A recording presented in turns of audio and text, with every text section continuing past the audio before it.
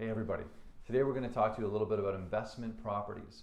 Likely somebody you know, yourself, a family member, maybe a coworker, well, they've purchased an investment property and you've heard all kinds of stories about it being good or bad, whatever it is. We're going to dumb it all down today and tell you 10 simple steps that if you follow, you'll likely be successful in creating an income generating investment.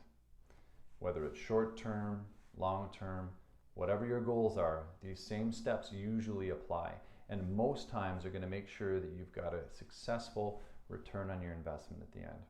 What is an investment property? Well, an investment property is something that you purchase that creates income from you. Again, short-term, long-term, whatever that is. Could be a condominium, could be a detached home, a semi-detached, a quad, a duplex. You could be looking at a recreational property, Airbnb, the list goes on. There's many different types, but usually the same things apply when purchasing those properties that are going to make it a successful experience or something that didn't work out for you. Well, what are they? Well, let's look at them now. 10 steps. Number 1, look at multiple properties. Whether you're using a realtor or there's something that you're doing on your own, you want to make sure that you've looked at many different properties, researched different areas. Whether in Toronto, Central Ontario, Barrie, Aurelia, Collingwood, no matter where you're purchasing, the same rules apply. A lot of successful investors will do the 110-1 rule. Look at 100 properties. That's a lot, usually a couple years worth. They'll put an offer in on 10 over that time and usually end up with 1. That's a successful long-term approach for a lot of investors that work. Number 2, do not rush that process. Don't be in a rush. It doesn't make sense to have to force yourself into a large investment like that and then regret that you didn't take the time to do it properly. Number 3, research your area.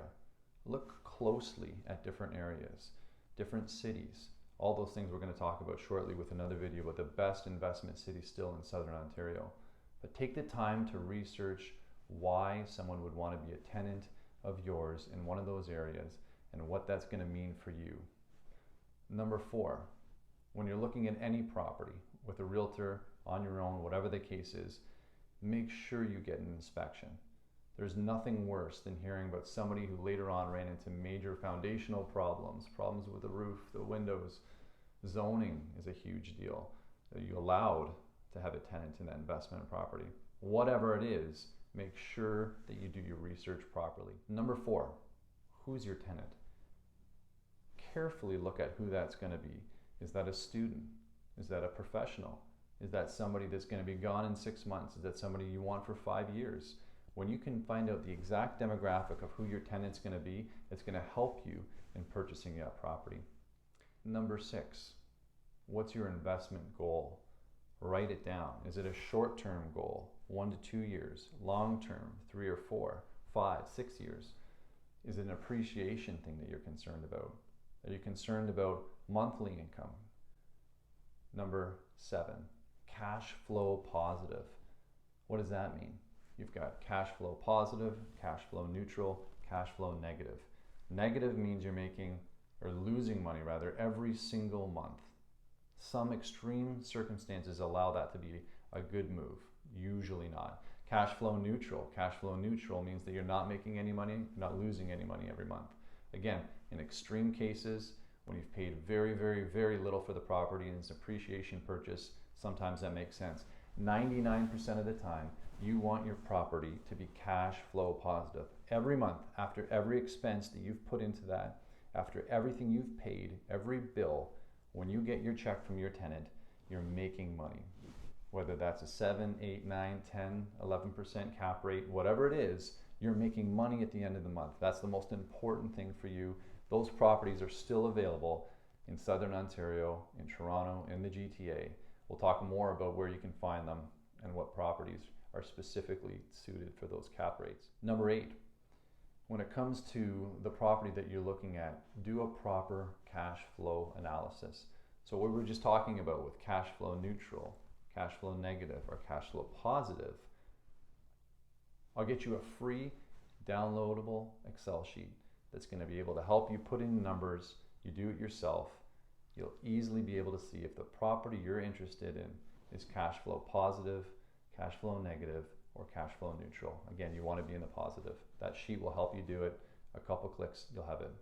Number 9, you want to get into all different types of property research. What's an off-market property?